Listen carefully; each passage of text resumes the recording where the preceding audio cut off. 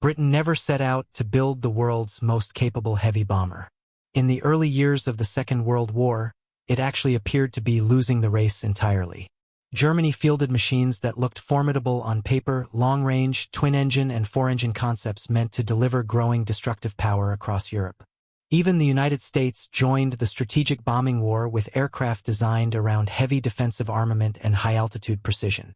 Britain, meanwhile, struggled through a series of disappointing attempts, each one exposing limitations that seemed to confirm the Luftwaffe's belief. The Royal Air Force was simply not built for the kind of long-range, high-payload bombing campaign Britain hoped to wage. But buried beneath that early struggle was the beginning of a design philosophy radically different from those of Germany and America.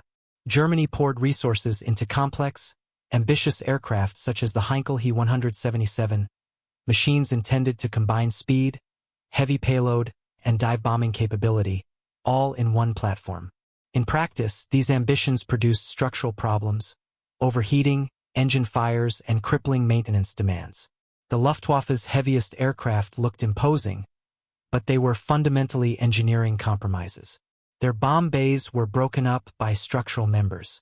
Their airframes weren't optimized for oversized ordnance. And their designs chased versatility at the cost of reliability. Britain's breakthrough came from a different direction entirely. After the failure of the twin-engine Manchester, British engineers did not abandon the airframe. Instead, they reimagined it, reshaped it, and extended its potential far beyond its original concept. For Rolls-Royce Merlin engines replaced the unreliable Vultures. The wings were lengthened and strengthened. Most importantly, a single, unobstructed bomb bay, the longest of any major bomber in the war, ran nearly the entire length of the fuselage. That one choice quietly unlocked capabilities no German designer ever anticipated. The result was the Avro Lancaster, a bomber that did not simply carry large bomb loads, it carried bomb loads in a completely different class. While Germany's heaviest operational aircraft struggled with structural limitations and divided bomb bays, the Lancaster's open cavern allowed it to lift weapons far outside the Luftwaffe's reach, including the 12,000 pounds Tallboy and the 22,000 pounds Grand Slam.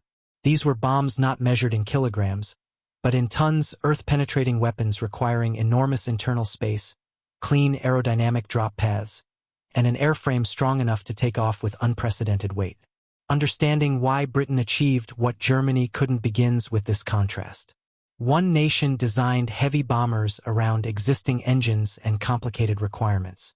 The other redesigned the entire concept around what a bomber should deliver. And that is where the story of the Lancaster truly starts, leading directly into the fundamental engineering decisions that made its lifting power not just superior but unmatched. The Lancaster's advantage didn't come from raw size or brute force. In fact, many German aircraft were larger, heavier, and theoretically more powerful. The Heinkel He 177, for example, weighed more on takeoff than the Lancaster and was conceived as a long-range heavy bomber capable of carrying substantial loads. But despite its bulk, the He 177 was fundamentally limited by its internal architecture. Its bomb bay was divided by structural beams and fuel systems, breaking the space into smaller compartments that could not accommodate unusually long or heavy ordnance. Even if the aircraft could theoretically generate enough lift, there was simply nowhere inside the fuselage to place oversized bombs. This is where the Lancaster departed from conventional thinking. The decision to relocate the main wing-spar above the bomb bay, a choice made early in the redesign process, created a single, uninterrupted cavity over 30 feet long.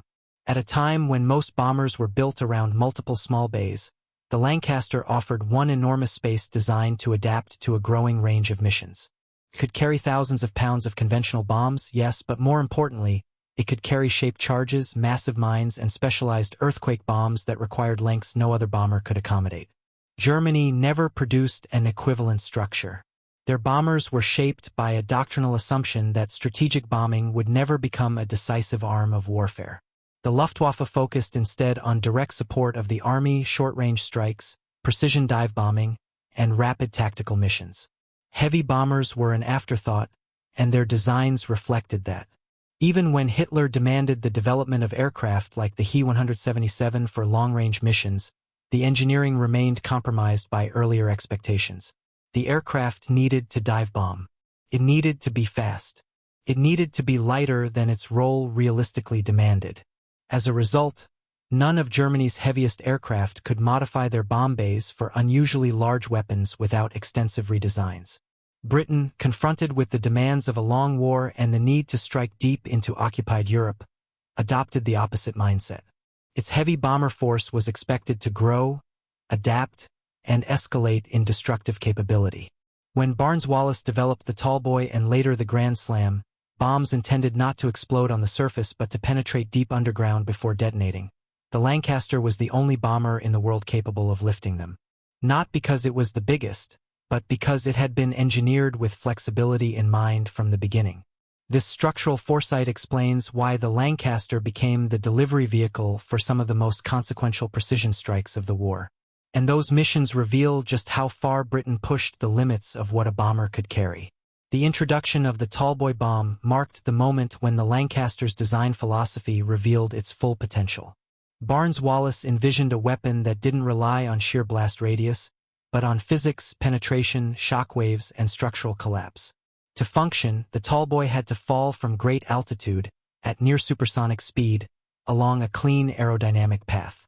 It required a bomber that could lift its 12,000-pound weight, accelerate smoothly in its bombing run, and release it from a bay large enough to avoid airflow disruption. No German heavy aircraft could meet all three requirements simultaneously. The He 177 could not take off safely with similar loads.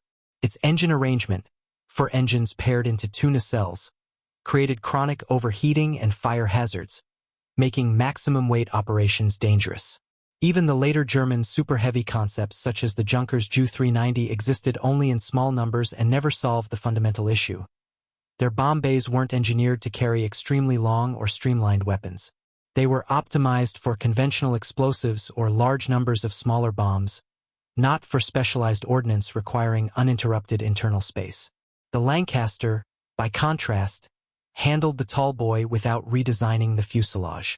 Crews removed certain internal features, strengthened specific mounts, and adjusted fuel loads depending on mission distance. But the bay itself, the heart of the aircraft, needed no major alteration.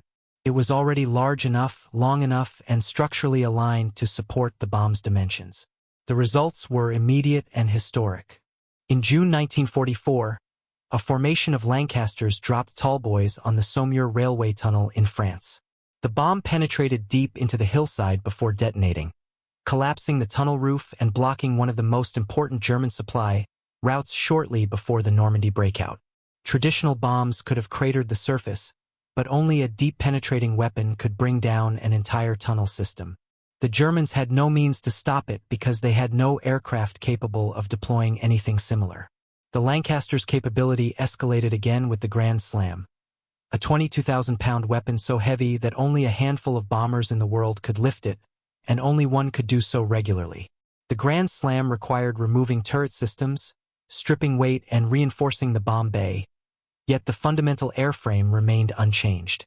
Once airborne, the Lancaster could still maintain stable flight, making it the only operational bomber capable of dropping a weapon of that magnitude with consistent accuracy. Germany attempted to build weapons of comparable destructive force, including massive guided bombs like the Fritz X or the Mistel composite aircraft. But these were precision tools for niche targets. None approached the ground-shattering power of the Grand Slam, nor could they be deployed with the same reliability or scale. The Lancaster wasn't just lifting heavier bombs, it was lifting a class of weapons the enemy never imagined a British bomber could deliver. And those bombs would soon be used against some of the most heavily defended and symbolically important targets in the German arsenal, demonstrating exactly why Britain's design succeeded where Germany's failed. The Lancaster's ability to lift outsized weapons reshaped the nature of strategic targeting. Nowhere was this more evident than in the attacks on the German battleship Tirpitz, one of the most heavily armored and psychologically significant naval assets the Reich possessed. Earlier attempts to destroy the ship using conventional bombs and torpedoes had failed. Its hull was reinforced, its compartments isolated, and its position shielded by geography as much as by steel. Bringing it down required a weapon capable of penetrating deep into the armored decks and exploding beneath them, compromising the structural integrity of a massive warship resting in a fjord. That weapon was the Tallboy, and only the Lancaster could carry it. When Lancasters of No. 617 and 9 squadrons launched their long-range raids against the Tirpitz, they operated at the limits of performance, extended fuel tanks, cold northern airfields, and precise navigation across hostile terrain. Yet the aircraft lifted the Tallboys reliably, climbed to bombing altitude, and delivered strikes with a level of accuracy that made the difference between another failed attempt and a decisive blow. One Tallboy hit near the ship's bow, creating catastrophic damage. Another strike during a later attack caused the battleship to capsize. German engineers were stunned by the effect. Nothing in their defensive calculations had accounted for a bomb of that weight falling from such altitude. Their largest aircraft could not have deployed an equivalent weapon even if one had existed. German naval planners had assumed that Tirpitz's armor could resist any airborne threat. They had not imagined that the bomb itself could be larger, heavier, and more destructive than any standard explosive in their arsenal. The same pattern appeared in the destruction of viaducts, submarine pens, and hardened bunkers. At places like Bielefeld and Arnsberg, Tallboys and Grand Slams did not just damage structures, they obliterated them through geological shock. The Lancaster's ability to drop these bombs cleanly from high altitude produced shockwaves that undermined foundations, collapsed underground cavities, and neutralized targets previously considered invulnerable.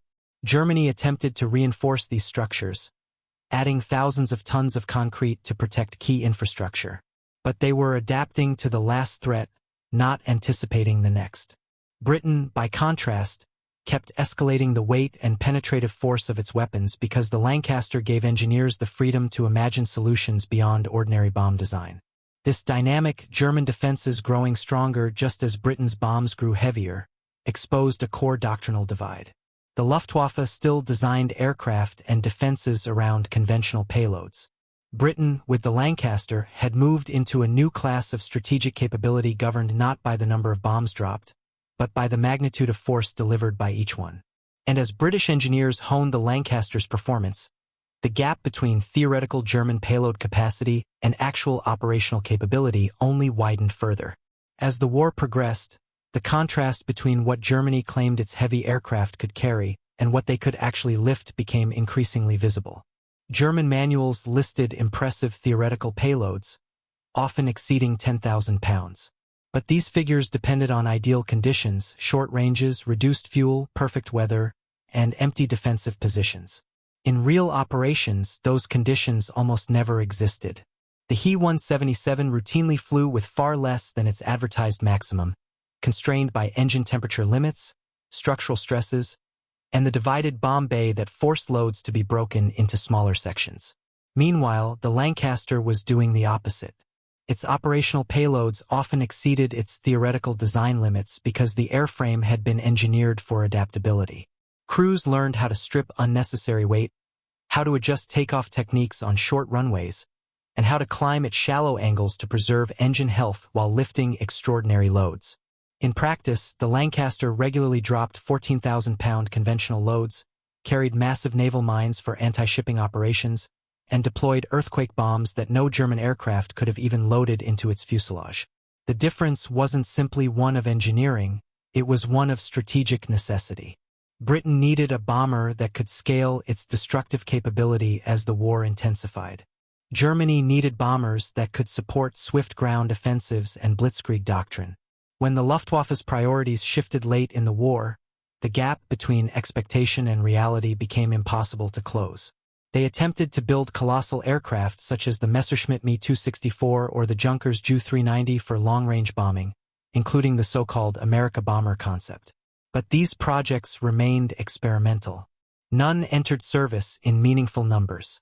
None lifted operational heavy ordnance. None altered the course of the air war. The Lancaster, by contrast, improved continuously.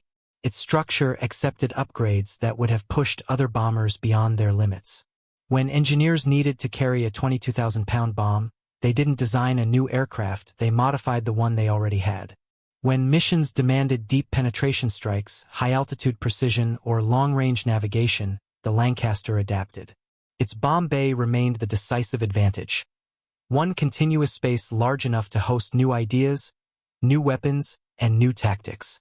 By the end of the war, The Lancaster had delivered more tonnage than any other British bomber and had redefined what a heavy aircraft could achieve.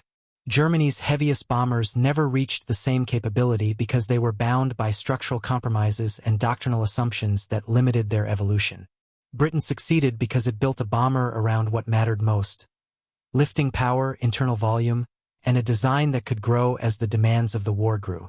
And that is why the Lancaster became the only aircraft of its era capable of carrying bombs Germany's heaviest machines could not even lift, an achievement rooted not in size or spectacle, but in engineering foresight and a clear understanding of what the air war ultimately required.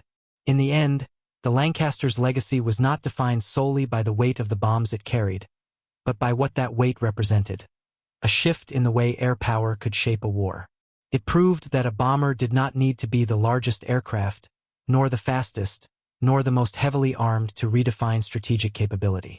It simply needed the right design philosophy, one that prioritized internal volume, structural efficiency, and the freedom to evolve as the conflict demanded. Germany's heaviest aircraft never achieved that balance. The Lancaster did, and in doing so it became the benchmark against which heavy bombers were judged for decades afterward. Its success was not accidental. It was the result of engineers who looked beyond conventional limits and designed an aircraft around the future, not the past. If you enjoyed this deep dive into historical engineering and wartime innovation, make sure to like the video, subscribe, and turn on notifications. And let me know in the comments, which World War II aircraft would you like to see covered next? Your suggestions help guide the next stories we bring to life.